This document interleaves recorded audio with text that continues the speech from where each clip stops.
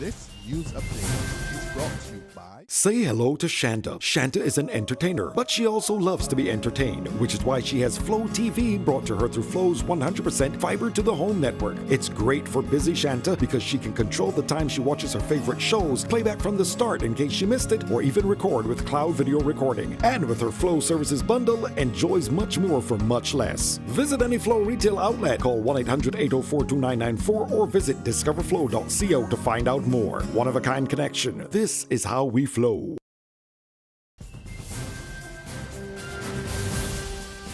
Good afternoon and welcome to the Barbados Today News Update for Friday, May 13. I'm Fernella Wedderburn. Thanks for joining us. Police are on the hunt for the suspects responsible for this country's latest murder. 40-year-old Shona Ricardo Rose of Niles Tenantry in St. Michael was shot and killed last night, becoming this island's fourth recorded murder for the year. According to police, Rose was among a group of people gathered in the area when a number of men approached and discharged a firearm several times. The deceased was shot in his upper torso and collapsed a short distance away. He died at the scene. Another man who was shot in his left foot was taken to the Queen Elizabeth Hospital in a private vehicle.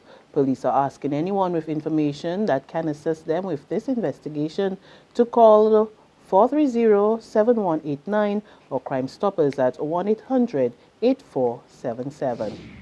In more police news, members of the drug squad have formally charged a worker at the Bridgetown port with 3 drug offenses.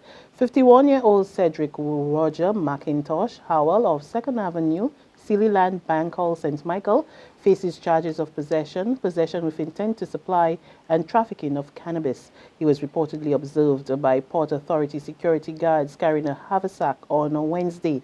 However, when challenged by the guards, he discarded the haversack and left the port. The haversack was retrieved and contained 20 pounds of cannabis. Further investigations by police led to his arrest. Howell is due to appear in the District A Magistrate's Court sometime today. Meanwhile, lawmen are seeking the public's assistance in locating a 52-year-old St. Michael man. Adrian Harper of number 182 Orchid Drive, Lower Burney, was last seen around 9 a.m. on Wednesday at Lower Burney. Harper is about 5 feet 8 inches in height, slim and brown in complexion. Police say he has a big head, bushy eyebrows, brown eyes, a broad nose and thick lips. He is clean-shaven and is slightly bow-legged. Anyone with information pertaining to his whereabouts is asked to contact the nearest police station. In other news, the opposition Barbados Labour Party lost its no-confidence vote in Parliament in the wee hours of this morning. The motion was voted down 16-12.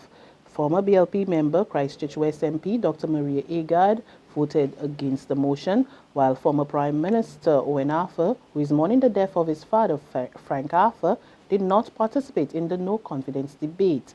But BLP leader Mia Motley was not daunted. She signaled her plans in the House to stage a white march for justice come next Thursday. This is not about blue or red or yellow. This is not about BLP or DLP. This is about Barbados, sir. And not only is it about Barbados, sir, it is about the walk and not the talk that you heard from the government in here. Sir, I will ask members and the private sector to give people an extended lunchtime, but we will speak to that tomorrow. Yes, all right. But in the circumstances, sir, Thank you. I want to thank you for your forbearance and would like now formally to move yet again that this motion of no confidence in the government of Barbados stands and that it finds merit with those in here who have a conscience and who want to stand in the breach for Barbadians. In his contribution to the debate just before the vote, Prime Minister Frondell Stewart made it clear that the motion had nothing in it for his government to defend. This no confidence motion is now, or rather has been, an attempt to create some kind of platform on the basis of which this new career can be launched. Well, the motion is going to be defeated. The government is voting against it. The government does not depend on the opposition for its sense of self. BMEX 2016 got underway at the Lloyders King Sandiford Center this morning, and from early long lines of school children could be seen snaking outside the facility waiting patiently to get in. One of the teachers in queue for over half an hour told Barbados Today she's not happy that her charges had such a long wait in the sun. My first impression is that it's a bit disorganized. We've been out here in the sun waiting for a while. It would be helpful if someone could come out and let us know what is the hold up. That would be the polite thing. After that, I walk about half an hour. So, in the sun, the children are getting restless.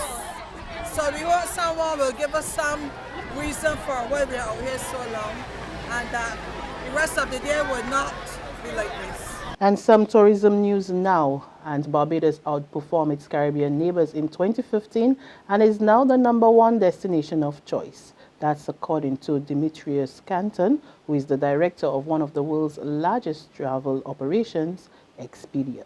I think Barbados is really where they should be now in terms of their position and their presence within the Caribbean, and how that is presented within our marketplace, within the Expedia Inc. marketplace and all the brands that we represent. So how are we doing in 2016? So for Q1, despite all the issues that have been going on in Q1, right? I mean, that four-letter word that nobody wants to say, but I'll say it, Zika.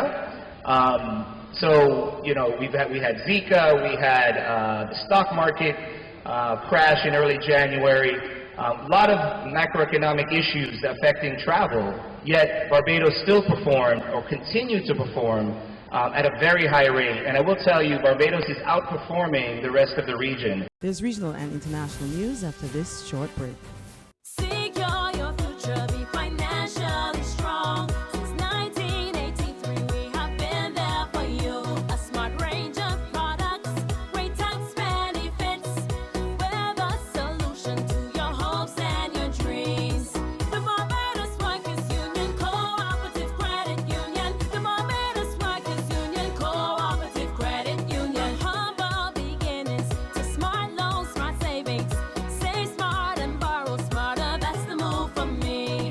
Stability, prosperity. We're the solution to your hopes and your dreams.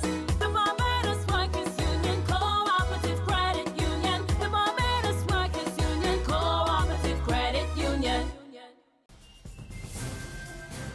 To news from the region now, and a prisoner in Trinidad and Tobago who has been on the run for some 6 months has been found dead, and now police are on the hunt for those responsible. More in this report from TV6 News. Solomon escaped from his cell at the Central Police Station on November 9th last year.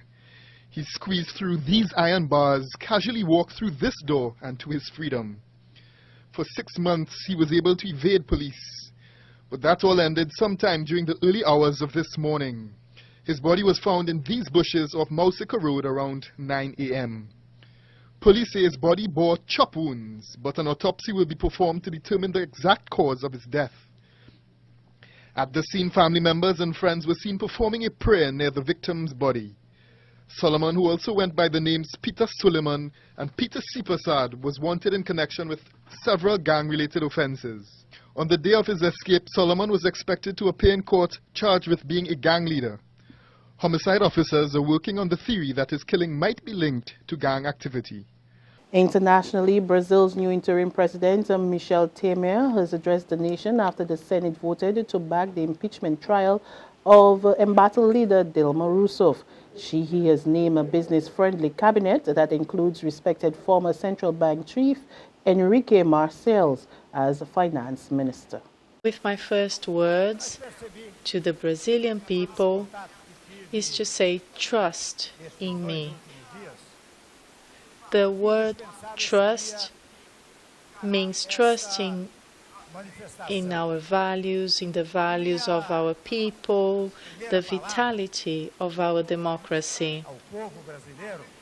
You may trust in our ability to recover the economy, in the potential of our country, in the country's institutions, both social and political, and together we will be able to face these challenges because it's a difficult moment. And I reiterate, as I have been saying, that it's urgent to pacify the nation and unify Brazil. And that's news, but for the very latest, visit our website at www.barbadostoday.pb. Also, subscribe to our e-paper, email updates, and of course, like us on Facebook. You can also catch us on Izumi Media in bus terminals or screenplay at supermarkets and gas stations near you, as well as channel 99 on Flow TV and Mix 96.9 FM. I'm Fernella Wedderburn. Do have a safe and wonderful day.